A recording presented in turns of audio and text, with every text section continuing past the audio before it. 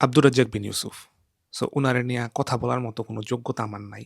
But আমি উনারে অনেক বছর ধরে শুনি। রিসেন্টলি উনারে নিয়ে একটা কন্ট্রোভার্সি ক্রিয়েট হইছে। সেটা হইতেছে যে উনি প্রধানমন্ত্রীর সামনে কেন দাঁড়াইল না বা এরকম কোনো কিছু একটা। ওই ব্যাপারে আমি কিছু বলুম না। বাট উনি যে ধরনের মানুষ বা উনারে আমি যতটুকু শুনছি, ওটা থেকে আমি বলতে পারি যে উনার যে আকীদা আছে, ওই আকীদার সাথে সে কোনো কম্প্রোমাইজ করে না।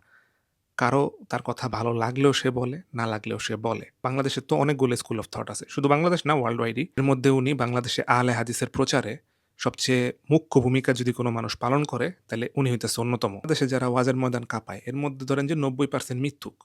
মানে প্রচুর মিছা কথা কয়। হয় মনে করেন মিছা কথা কইব, নাইলে মনে করেন কাউরে টার্গেট কইরা বক্তব্য দিব, বা ধরেন যে ওয়াজের ময়দানেই গীবত গাওয়া শুরু করব। কিন্তু এই ব্যক্তিরে আমি আজ পর্যন্ত দেখি নাই এই কাজ করতে।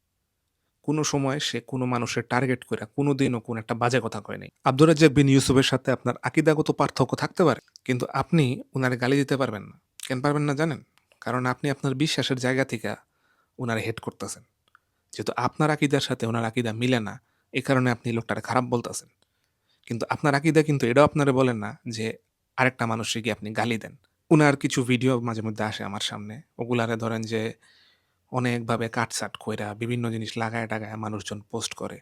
অ্যান্ড কমেন্ট সেকশনে মানুষজন সমানে গালিগালাজ করে। ধরেন যে আমাদের এই সাবকন্টিনেন্টে হাদিসের উপর যদি কারো মানে পাণ্ডিত্য থাকে, তাহলে এই ব্যক্তির নাম কিন্তু টপ লিস্টে থাকবেই। থাকতে হইব। যদি আপনি চিনেন, জানেন, শুনেন, তাইলে কিন্তু আপনি এটা অস্বীকার করতে পারবেন না।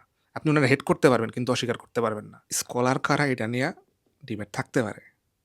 কিন্তু আব্দুর রাজ্জাক বিন ইউসুফ উনি যে আমাদের সাবকন্টিনেন্টের একজন নামকরা আলেম, এটা নিয়ে কিন্তু কোনো বড়, বড় আলেমের মধ্যেও দ্বিমত নাই। যদি স্কলার আমির হামজার মতো হয় বা তারেক মনোয়ারের মতো হয়